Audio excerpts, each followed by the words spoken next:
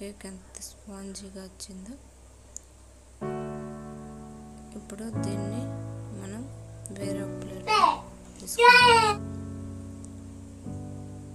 తీసుకున్నాక దీంట్లోకి పోవడానికి కింద ఒక చిన్న ఇలాంటి బోర్లించుకొని ప్లేట్ పెట్టుకుందాం. దానిపై ఇది పెట్టుకుంటే మనం కొంచెం క్రీమ్ రాసుకునేటప్పుడు ఈజీగా తిరుగుతుందండి. నా దగ్గర అలాంటివి ఏమీ లేవు కాబట్టి ఇలా ప్లేట్ పెట్టి చేస్తున్నాను. కాబట్టి దీనిపైన ఉన్న లేయర్ మొత్తం పైన ఒక ఈక్వల్ పార్ట్గా చేసుకోవాలి. దీన్ని మొత్తాన్ని నేను తీసిస్తున్నాను. ఇప్పుడు దీన్ని 2 పార్ట్స్గా చేయాలంటే నైఫ్తో కానీ ఇలా దారంతో కానీ ఇలా మధ్యలో పెట్టి లాగిస్తే కరెక్ట్గా వచ్చేస్తుంది. చూసారు కదా, ఇలా కరెక్ట్గా వచ్చాక దీంట్లోకి నేను ముందుగా షుగర్ సిరప్ చేసి పెట్టుకున్నాను. చెర్రీస్ కూడా వేసుకున్నాను.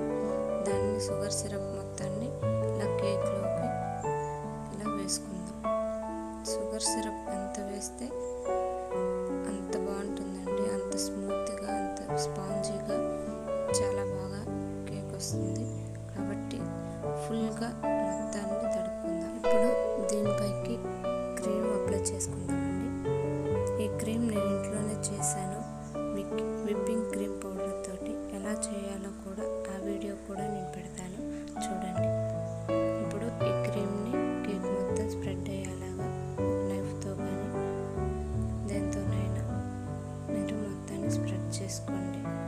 ఇలా స్మూత్గా మొత్తం స్ప్రెడ్ చేసుకున్నాక రెండో లేయర్ని దీనిపై పెట్టుకోవాలి. అయ్యాక రెండో ఇలా పెట్టుకుందాం. చూడండి, రెండో లేయర్ చూడండి. సారీ అండి, నేను ముందుగానే సిరప్తో తడిపేశాను. వీడియో స్కిప్ అయిపోయింది. ఇప్పుడు దీని మీద కేక్ క్రీమ్ వేసుకొని ఇలా ఫుల్గా మొత్తం స్ప్రెడ్ చేసుకుందాం.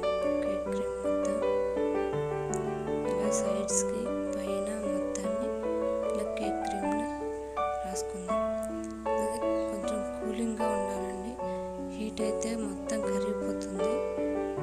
చూడండి, కొంచెం హీట్ కదా, అందుకే ఎండాకాలం కాబట్టి తొందరగా మెల్ట్ అయిపోతుంది. ఇప్పుడు దీని మీద డార్క్ చాక్లెట్ గ్రీట్ చేసుకుందామండి. నేను ముందుగానే డార్క్ చాక్లెట్ని మొత్తాన్ని ఇలా కట్ చేసి పెట్టుకున్నాను. ఇప్పుడు దీన్ని మొత్తాన్ని స్ప్రెడ్ చేసుకుందాం, స్ప్రింకిల్ చేసుకుందాం. మొత్తాన్ని కేక్ మొత్తాన్ని ఇలా ఫుల్గా వేసుకుందాం.